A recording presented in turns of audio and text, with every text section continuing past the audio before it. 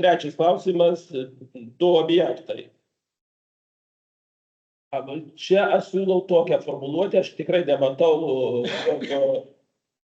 žinot, kaip atsirado ta eskadrilė, įsteigė joks tiesiog pats Šarlis de Golis įsteigė tą eskadrilę.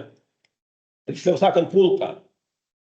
Aš pasiūliau ir persiunčiau formuluotę šiek tiek pakeitimą, tokiais patikslinimą. Gerai.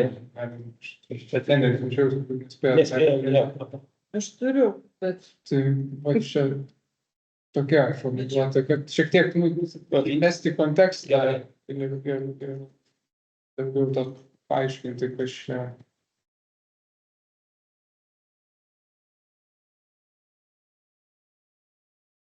Puikiai. Puikiai, ir dedam vietoj to.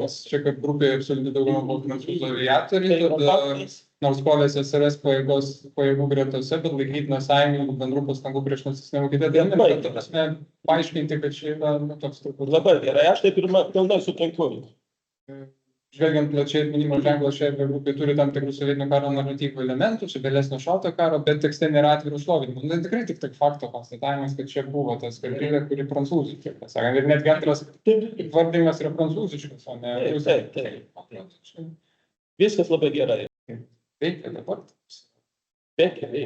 Dabar tada pažiūrim, sudėti ten pataisome, jeigu dar. Gale taškai tu gavus. Pažiūrim komisijos narius, ar ten viskas gerai. Gerai, tokiai. Spausinam, ne? Taip. Istorikai vis tiek prisikabins dėl visų tų, nes jie ten puikiai žino, kur pulkas, kur grupė.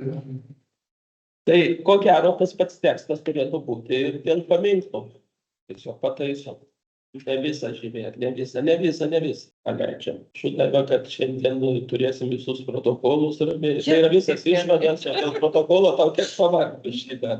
ačiū Dievui, dar Rūma suspėjo atvežti fantastiką. Ir čia, Ar atėjo man į kontorą, nes ta kontora vėluoja Kurske.